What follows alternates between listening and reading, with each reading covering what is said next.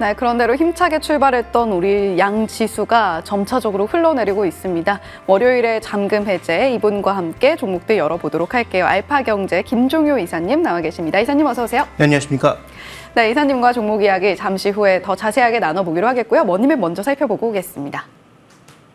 네, 오늘 반도체 종목들 좀 여전히 힘이 없습니다. 삼성전자 1.87%, SK하이닉스 2.34% 빠지고 있고요. 소부장단에서도 일제히 하락 나오고 있습니다. 반면에 2차 전지 종목들 여전히 그런대로 힘을 좀 잘 유지를 해 나가고 있는데 LG에너지솔루션 2.65%, 그리고 소재단에서는 에코프로가 0.33%, LNF 1.06% 강세입니다. 자동차 섹터 부품주들이 좀 강했는데 일부 종목들만 조금 더 힘을 내주고 있고 전반적으로 혼조세 보이고 있고요. 오늘 그래도 조선 기자재 쪽, 게임 쪽 강한 가운데 오늘 로봇 AI 쪽에서 네이버가 강합니다. 2.29% 강세 흐름 띄고 있습니다. 자, 오늘 머니맵 살펴봤고 앞서서 네이버 이야기를 좀 해봤는데 네이버가 자사주 소각 이슈를 발표를 하면서 오늘 시장에서 좀 주목을 받고 있습니다.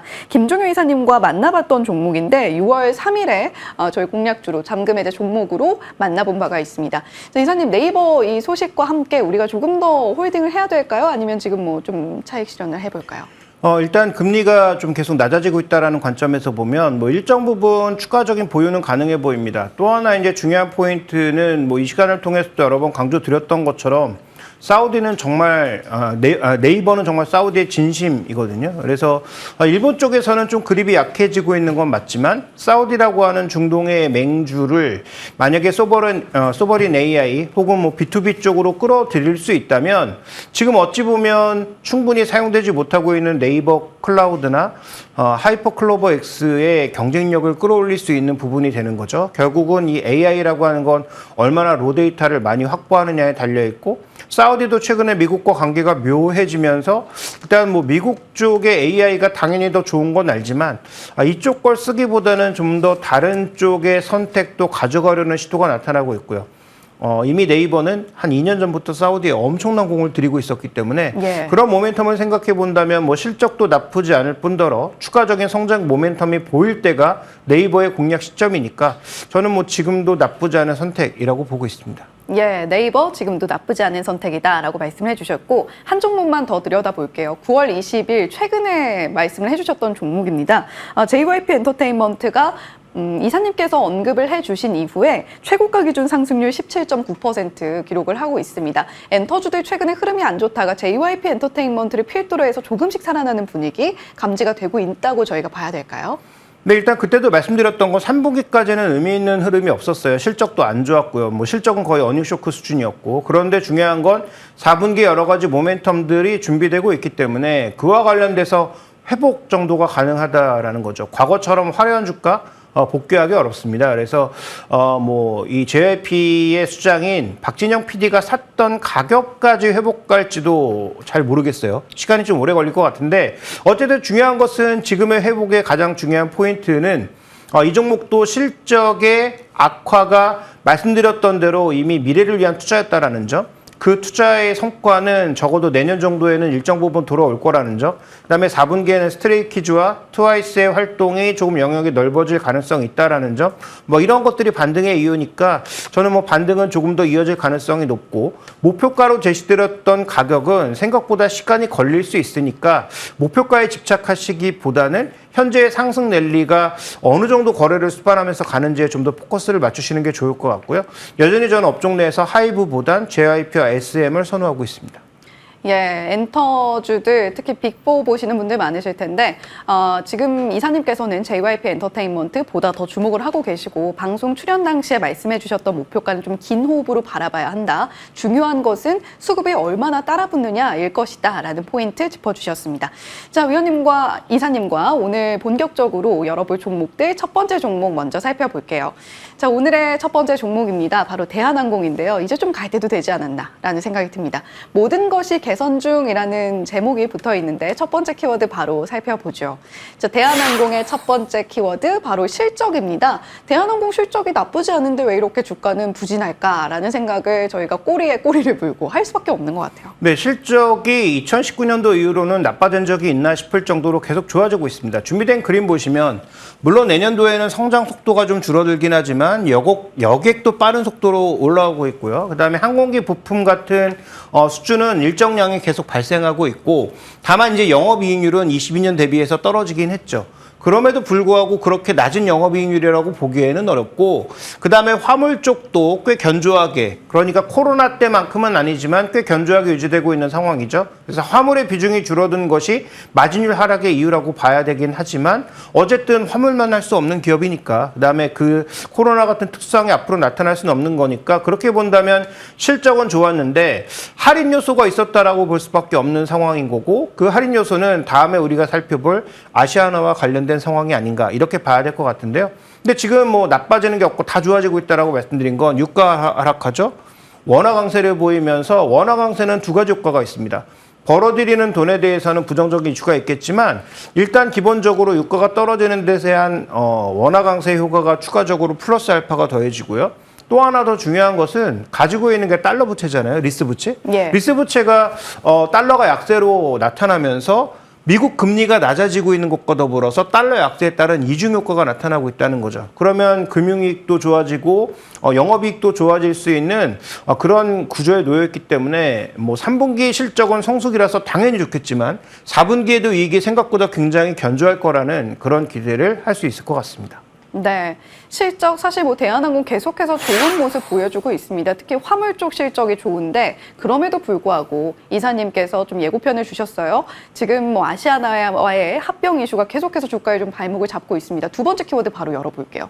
자, 아시아나라는 키워드인데 이 이슈가 어떻게 흘러가게 될 것인가 그리고 이 이슈가 해결됨과 함께 주가의 향방도 저희가 뭐 좀 미리 점쳐본다면 어떨까요? 네, 일단 FSC가 하나로 될 거라는 것은 뭐 정해진 사실인 거죠. 아시아나 독자적으로 살아갈 수는 없는 상황이니까요. 그래서 추가적으로 합병하는 과정에서 뭐 여러 가지 얘기가 나오고 있습니다만 일단 뭐 추가적인 증자도 필요할 거고 산업은행에서 또 넘겨가는 과정도 필요할 거고 아시아나항공에 전체적으로 물량을 밀어넣었을 때 부채 비율은 확연하게 개선되겠지만 그것으로 끝날까 더 이어질까라는 부분도 남아있을 거고 그다음에 중요한 건 아직도 마지막 문턱을 넘지 못해서 언제 끝나냐 몇 년 질질 끌어온 이 이슈가 과연 언제 끝나냐라는 그런 피로감도 있을 거예요. 그래서 저는 오히려 이런 이슈가 실적이 좋아진 대한항공의 할인 요소에 가장 크게 기여한 부분이다. 그래서 오히려 이런 재료는 빨리 어떤 식으로든 마무리되는 게 좋은데 시장의 뭐 전문가들은 연내 소화될 거라는 그런 가능성을 점치고 있는데요.